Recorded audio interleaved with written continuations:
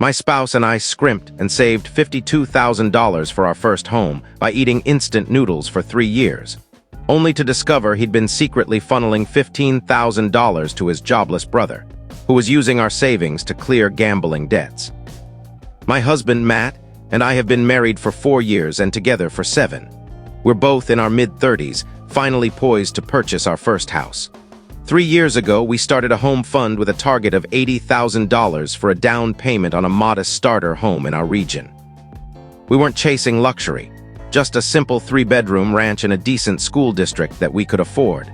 For 3 years, we each contributed $800 monthly, totaling $1,600 into our savings account without fail. That meant no trips, no new cars, cooking every meal at home, and saying no to anything that cost money. My car has 180,000 miles and a check engine light that's been on for 2 years. Last summer, the AC broke, and we just rolled down the windows to save cash. Matt's 2012 pickup truck rattles like a broken machine, with a slipping transmission he ignores. We haven't dined out anywhere fancier than fast food in over a year. Our date nights? A $4 movie rental and homemade popcorn seasoned with cheap flavoring because real butter was too pricey. I've rotated the same 5 work outfits for 2 years, and Matt's jeans are fraying at the knees. We skipped movies, coffee shops, and packed lunches daily. Friends stopped inviting us out because we always declined to save for the house. But it paid off. We had $52,000 saved. We were so close to our dream. We found a perfect $285,000 house, nothing extravagant, but it had a fenced yard for our dog, Max, and a good school district for future kids. 3 bedrooms, 2 bathrooms, a small garage, affordable in today's economy. We were thrilled to finally escape renting. The house had been listed for 2 weeks, a rarity in our fast-moving market. We made an offer and it was accepted. Closing was set for 30 days, but during a meeting with our loan officer at Community Bank, she flagged inconsistencies in our savings account. I was stunned.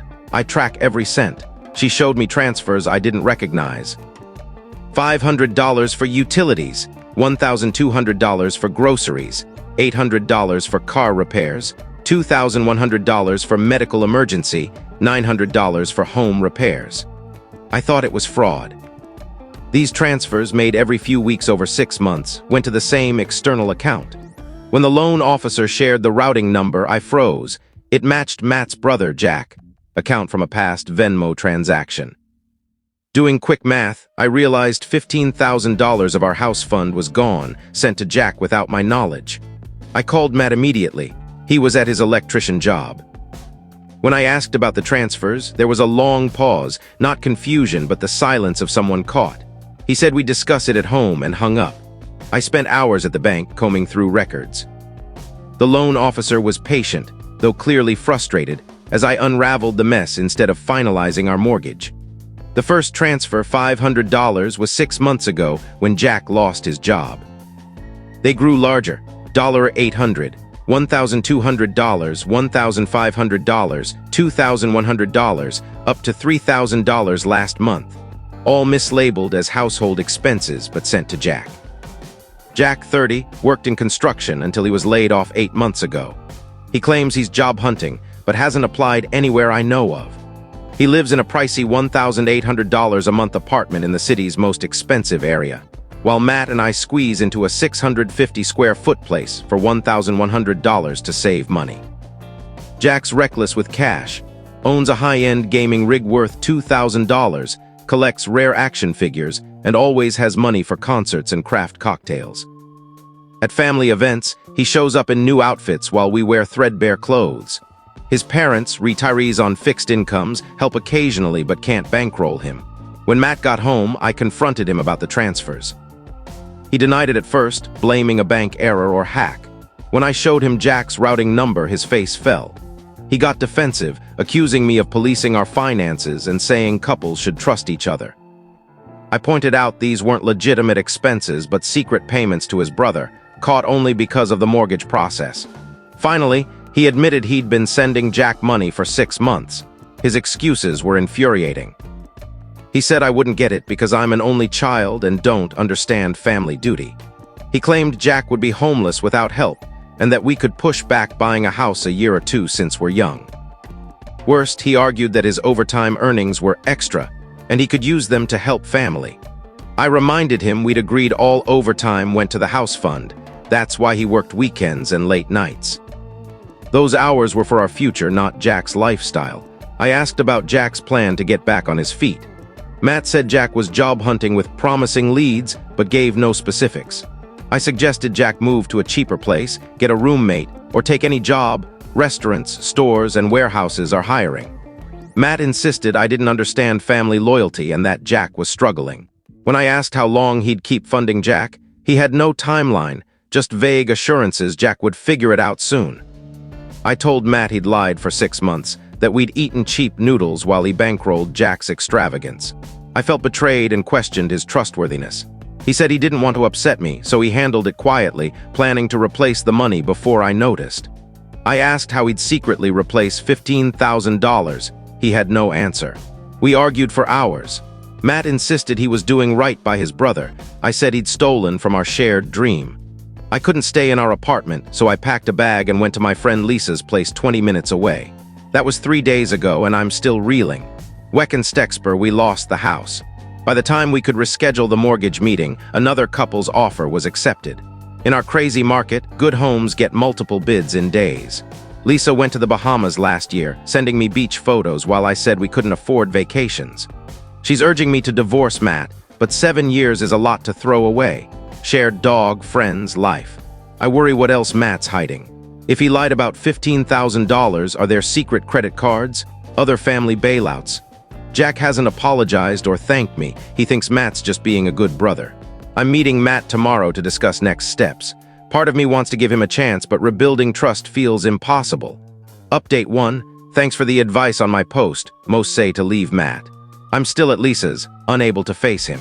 He showed up with roses, my favorite, and gourmet chocolate truffles. I took them, but said gifts won't erase stealing $15,000 from our future. He looked ready to cry when I shut the door. I couldn't sleep, so I called Matt's mom, Karen, at 10 p.m. She's always treated me like her own daughter. I heard a home renovation show in the background. When I told her about the money, she was stunned, asking for dates and amounts. Karen had no clue. She'd wondered how Jack afforded his lifestyle on $200 weekly unemployment. She thought he had savings or was hustling for work. Then she revealed Jack turned down 2 job offers last month.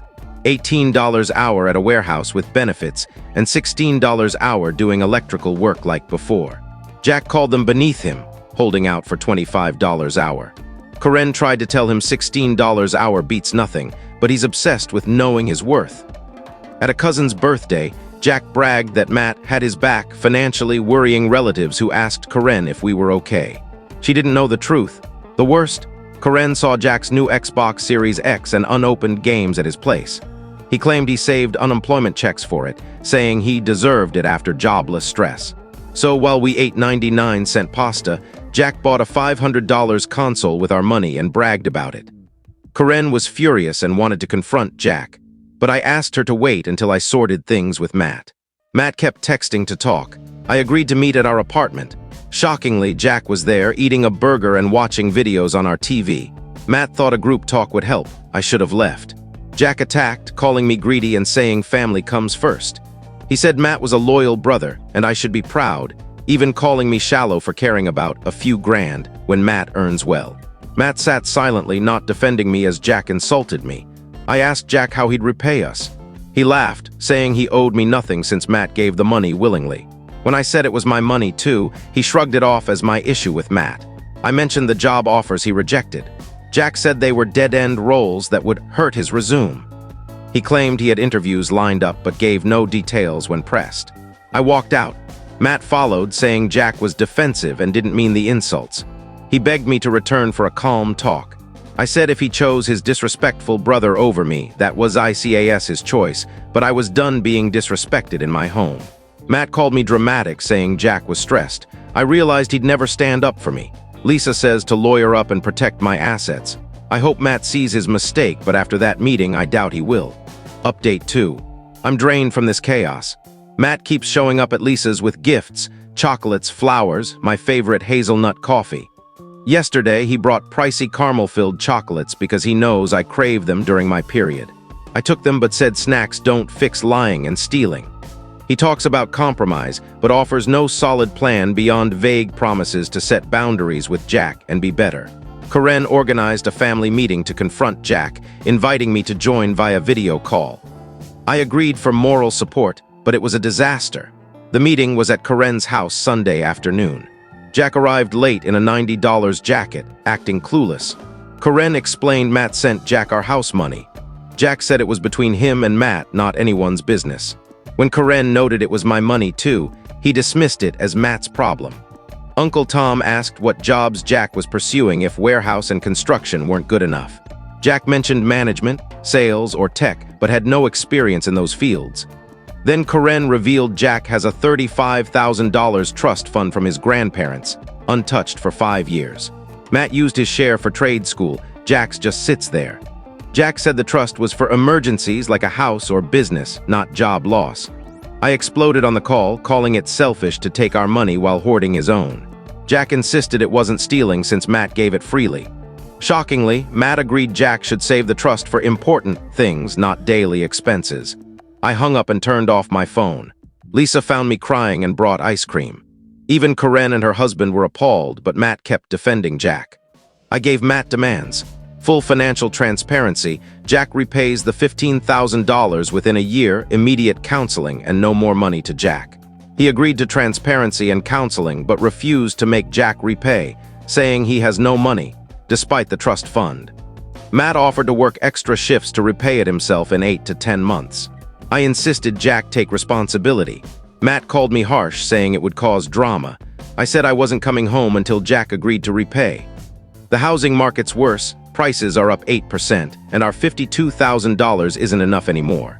Rent's rising $200 soon, and we can't afford $2,200 rentals for Max. Lisa says divorce, but 7 years is hard to abandon. I gave Matt 2 weeks to get Jack to agree to repay, or I'm calling a lawyer. Update 3, this week blew up. Matt came to Lisa's Tuesday, sobbing uncontrollably. I thought someone died. After 20 minutes, he revealed Jack wasn't laid off. He was fired for stealing tools and materials from his construction job. Security footage caught him loading his truck after hours. The company didn't press charges after he begged and promised to repay what he stole. But there's more. Jack's had a gambling addiction since college, escalating after his firing. Our money didn't go to rent, it paid gambling debts. Jack owes $8,000 to a guy named Tony for bad sports bets and $4,500 to another for a poker game. He told them his wealthy brother would cover it. Matt knew Jack had issues, but not the extent. Since their dad left when Matt was 17 and Jack 12, Matt's felt responsible, bailing Jack out of trouble. Shoplifting, truancy, DUIs, evictions, bar fights. For 15 years, totaling $40,000. Matt hid this before marriage, thinking Jack had matured. I told him this wasn't just about money, but years of lies and a dangerous brother. We agreed to separate. Matt moved to his parents, started therapy, and we froze joint accounts except one for essentials, which I monitor. Matt's working extra shifts and deliveries, repaying $2,000 in 3 weeks. He's exhausted but committed. Jack keeps demanding more money, saying Tony's threatening him. When Matt refused $5,000, Jack raged, calling him selfish and me a crazy wife. For the first time, Matt hung up. Jack then called Karen, crying that Matt abandoned him. Karen told him to use his trust fund and get help for gambling. Jack refused, saying family should help unconditionally. I don't know if our marriage can survive.